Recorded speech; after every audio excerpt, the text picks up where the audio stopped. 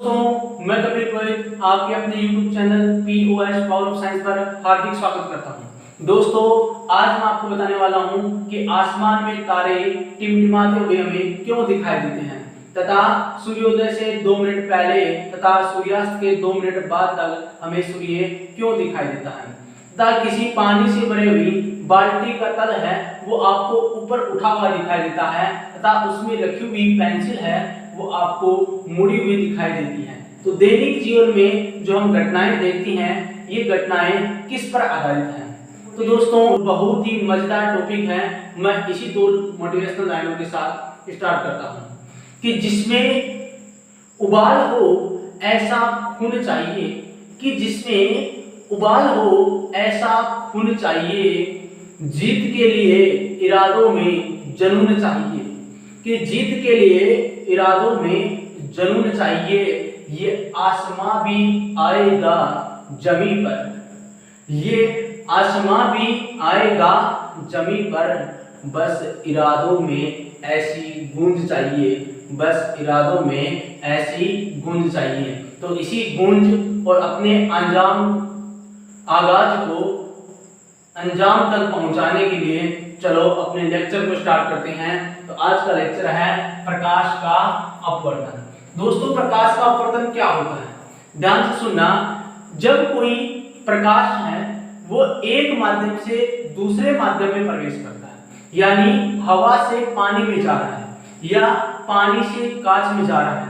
जैसे वायु से ये जो लेंस है, मेरा चश्मा है, मैंने चश्मा पहन रखा है, ये लेंस है, तो इस लेंस में भी प्रकाश जा रहा है। तो ये सब जब प्रकाश है वो एक माध्यम से दूसरे माध्यम में प्रवेश करता है तो वो अपने मार्ग से, अपने पथ से विचलित हो जाता है और प्रकाश की यही घटना कहलाती है प्रकाश का अपवर्तन। तो चलो मैं आपको प्रत्येक को डायग्राम के साथ समझाता हूं। जब प्रकाश किरण एक माध्यम से दूसरे माध्यम में प्रवेश करता है, यानी जब कोई प्रकाश है वो एक मीडियम से दूसरे मीडियम में एंटर करता है, जैसे यहाँ पर है वायु और यहाँ पर है पानी, तो प्रकाश वो एक माध्यम से दूसरे माध्यम में जा रहा है तो अपने पथ से विचलित हो जाता है। जाना चाहिए था ऐसा, लेकिन देखो अपने पथ से, अपने मार्ग से क्या हो गया? विचलित हो गया। सीधा जाना चाहिए था लेकिन यहाँ पर मुड़ गया। तो प्रकाश की इस घटना को प्रकाश का अपवर्तन कहते हैं। अब डायग्राम को समझना दोस्तों, ये पेपर की दृष्टि से बहुत ही इंपॉर्टेंट टॉपिक है दोस्तों, यहाँ से बार-बार एग्जाम में प्रश्न पूछ जाते हैं। आने वाली प्रकाश किरण को बोलते हैं आपतित प्रकाश किरण, और अपवर्तन के पश्चात जो प्रकाश किरण जाती है इस प्रकाश किरण को बोलते हैं अपवर्तित प्रकाश किरण। और ये जो पृष्ठ है जो दोनों माध्यमों को अलग कर रहा है, इस पृष्ठ पर जो लंब होता है, जो 90 डिग्री का एंगल होता है, परपेंडिकुलर एंगल होता है, उसको हम बोलते हैं अभिलंब।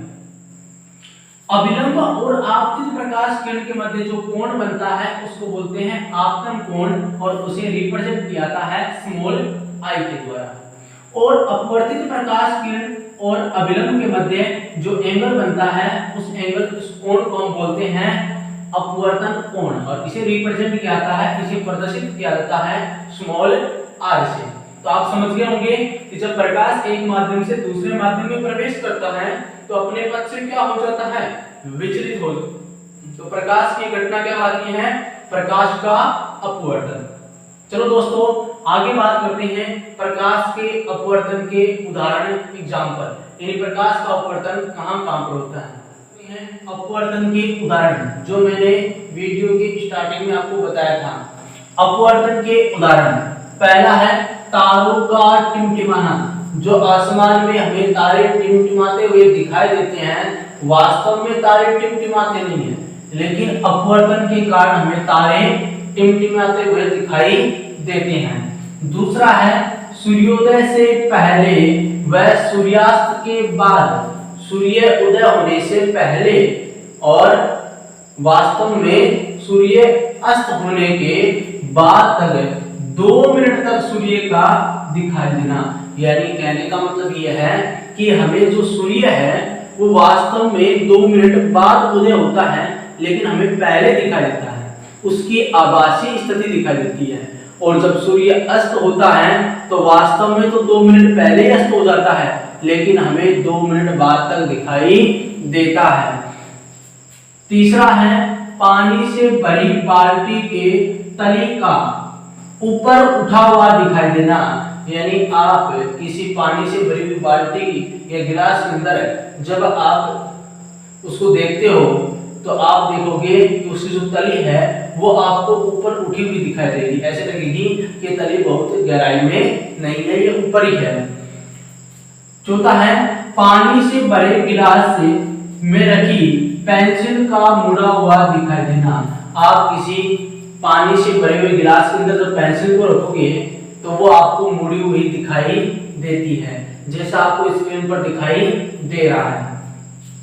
पानी से भरे गिलास की तली में रखे हुए सिक्के का ऊपर उठा हुआ दिखाई देना। तो आपको स्क्रीन पर दिखाई दे रहा होगा कि पानी से भरा हुआ गिलास है और गिलास के अंदर एक रखा हुआ है सिक्का। तो सिक्का आपको ऊपर उठा हुआ दिखाई दे रहा है। तो देखो दोस्तों, हमने बात की तारों के टिमटिमाने की, यानी अपवर्तन के उदाहरण की। तो मैंने आपको अपवर्तन के 5 एग्जांपल 5 उदाहरण बता दिए हैं। अब देखो दोस्तों कि अपवर्तन होता क्यों है, इसका मुख्य कारण क्या है। तो अलग अलग माध्यमों में प्रकाश की चाल अलग होती है। जैसे देखो गाड़ी होती है, आप गाड़ी चलाते हो तो आप देखते हो, आप जब गाड़ी को मार्केट से ले जाते हो तो गाड़ी की स्पीड वही रहती है क्या जब आप खुली सड़क पर चलाते हो? अंतर होता है नहीं होता? मार्केट के अंदर आप स्पीड अधिक नहीं कर सकते, लेकिन खुली सड़क है उसमें आप नॉर्मल स्पीड से गाड़ी को या थोड़ी स्पीड अधिक कर सकते हो। लेकिन मार्केट में भीड़ अधिक होने के कारण आप उसकी स्पीड को नहीं बढ़ा सकते। तो वही इसमें है। जैसे कोई सघन माध्यम होगा, उसके जब कण पास पास होंगे तो भीड़ यानी कण पास पास है, घनत्व उसका क्या है, अधिक है, तो प्रकाश की चाल क्या होगी, कम। और जब कण दूर दूर है जैसे वायु है तो उससे प्रकाश की चाल क्या होगी, अधिक। तो ध्यान रखना, अलग अलग माध्यमों में प्रकाश की चाल क्या होती है, अलग अलग। तो अलग अलग माध्यमों में प्रकाश की चाल का अलग अलग होना ही प्रकाश के अपवर्तन का मुख्य कारण होता है। अलग अलग माध्यमों में प्रकाश की अलग अलग चाल होती है, इसी कारण से प्रकाश का अपवर्तन होता है। ध्यान रखना दोस्तों। तो हम चलो, जब प्रकाश किरण सघन से विरल में जाती है, यानी पानी से हवा में, तथा जब विरल से सघन में जाती है तो क्या होता है, यानी किस प्रकार से विचलित होती है, अभिलंब से दूर कब जाती है और अभिलंब के पास कब आती है। तो ये इंपॉर्टेंट पॉइंट है, इसको ध्यान से समझना कि जब प्रकाश किरण सघन माध्यम से विरल माध्यम में, सघन माध्यम से विरल माध्यम में, लेकिन इससे पहले समझो दोस्तों सघन माध्यम क्या होता है। सघन माध्यम ऐसा माध्यम होता है जिसमें पदार्थ के कण पास पास होते हैं। कहने का मतलब जिसका घनत्व अधिक होता है वो तो कहलाता है सघन, और जिसका घनत्व कम होता है वो कहलाता है विरल माध्यम। तो ध्यान से सुनना दोस्तों, जब प्रकाश किरण सघन माध्यम से विरल माध्यम में प्रवेश करती है, जो प्रकाश किरण है वो सघन माध्यम से किस में जा रही है, विरल में जा रही है, तो अभिलंब से दूर हट जाती है। देखो दोस्तों ये डायग्राम, ये पानी था और पानी से किस में जा रही है, हवा में, यानी सघन से विरल में। तो ये प्रकाश किरण आ रही थी और जानी चाहिए थी ऐसे, लेकिन अभिलंब से क्या हो गई है, दूर हट गई, यानी अपवर्तन कोण का मान आपतन कोण से क्या हो गया, अधिक हो गया। अपवर्तन कोण का मान क्या हो गया, आपतन कोण से अधिक हो गया। दूसरी कंडीशन देखो, तथा जब विरल माध्यम से सघन माध्यम में प्रवेश करती है, अब उल्टा हो रहा है, हवा से पानी में जा रहे हैं, यानी विरल से सघन में, तो अभिलंब के पास आती है। तो देख लो दोस्तों, ये थी हवा यानी विरल और ये था पानी यानी सघन। यानी जब विरल से सघन में प्रकाश मिल जाएगी तो अभिलंब के क्या आ जाएगी, पास आ जाएगी, यानी अपवर्तन कोण का मान है वो आपतन कोण से क्या होगा, छोटा होगा। दोस्तों ऐसे भी प्रश्न आ सकते हैं। तो आगे देखो, सघन माध्यम विरल माध्यम, मैंने नोट यहाँ पर लिखवा दिए हैं नोट लगा के कि सघन माध्यम ऐसा माध्यम जिसके पदार्थ के कणों का घनत्व अधिक होता है सघन माध्यम कहलाता है। यहाँ पर कर लेना सघन में पानी, जैसे क्या होता है पानी, कांच। और विरल माध्यम ऐसा माध्यम जिसके पदार्थ के कणों का घनत्व कम होता है विरल माध्यम कहलाता है, जैसे हवा। हवा और पानी की बात करें तो हवा क्या है विरल और पानी क्या है सघन। चलो दोस्तों आगे बात करते हैं सबसे इंपॉर्टेंट टॉपिक अपवर्तन के नियम। तो चलो बात करते हैं अपवर्तन के नियम, जो कि इस चैप्टर का बहुत ही इंपॉर्टेंट प्रश्न बनता है।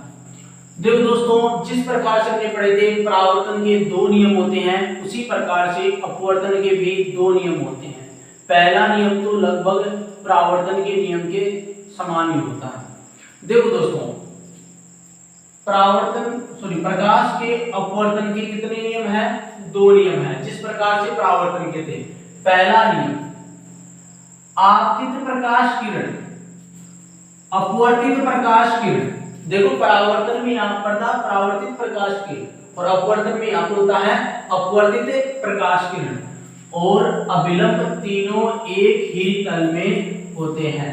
यानी आपतित प्रकाश किरण, अपवर्तित प्रकाश किरण और अभिलंब तीनों एक ही तल में होते हैं। यानी अपवर्तन की जो घटना है वो एक ही तल में होती है। तो इस लाइन को याद रखना दोस्तों। दूसरा नियम जिसे कहा जाता है स्नेल का नियम।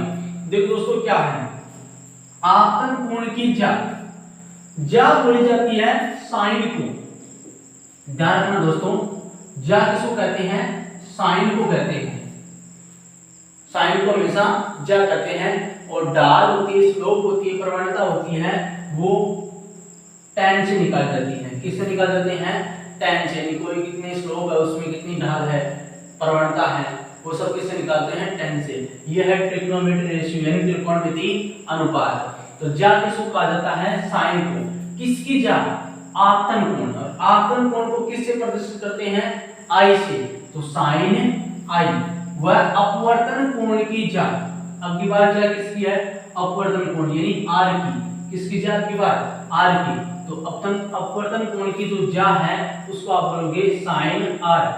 का अनुपात, का रेशियो, का अनुपात एक नियतांक होता है, कांस्टेंट वैल्यू होती है। यानी sine I upon sine R बराबर क्या है? एक नियतांक है।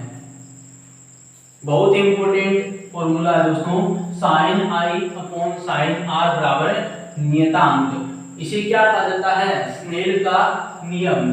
ध्यान रखना दोस्तों, ये जो नियतांक है ये अपवर्तनांक के बराबर होता है। किसके बराबर होता है? अपवर्तनांक के। तो ये नियतांक अपवर्तनांक के बराबर होता है। ध्यान रखना दोस्तों, अपवर्तन के जो नियम है बार बार पेपर के अंदर यहाँ से प्रश्न पूछा जाता है, तो स्क्रीनशॉट ले लो। चलो आगे बात करते हैं। कांच की आयताकार स्लेब के कारण अपवर्तन की घटना, यानी कांच की जो आयताकार स्लेब होती है उससे किस प्रकार से अपवर्तन होता है। दोस्तों कि कांच की जो आयताकार स्लेब होती है उससे अपवर्तन कैसे होता है। देखो दोस्तों, मान लो ये कांच की कोई आयताकार स्लेब है।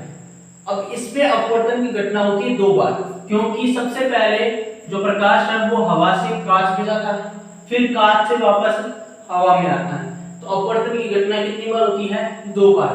देखना दोस्तों, जब ये प्रकाश किरण A से O पर आती है, A से O पर, इसको क्या बोलते हैं?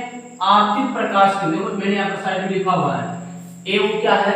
आपतित प्रकाश किरण। तो यहाँ पर एक अभिलंब होगा MM' और MM' क्या है? अभिलंब। तो ये जो कोण बनेगा इन दोनों के मध्य I1, इसको आप बोलोगे आपतन कोण। क्या बोलते हैं? आपतन कोण। अब देख लो, हवा यानी विरल और कांच यानी सघन। जब विरल से सघन में जब प्रकाश जाता तो अभिलंब की तरफ है झुक जाता है। ये देखो प्रकाश अभिलंब की तरफ है झुक गया, जाना चाहिए था ऐसा, लेकिन ये अभिलंब की तरफ है झुक गया। तो इस किरण को बोलोगे OB को आप बोलते हो अपवर्तित प्रकाश किरण, क्योंकि अपवर्तन की घटना हो गई। और ये जो एंगल बन रहा है इस एंगल को बोलेंगे R1 यानी अपवर्तन कोण।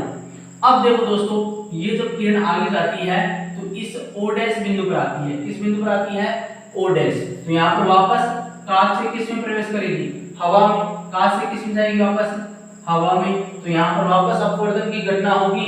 तो यहाँ पर देखो ये जो BO डैश रेखा है, BO डैश, ये वापस क्या बन जाएगी? आपतित प्रकाश किरण।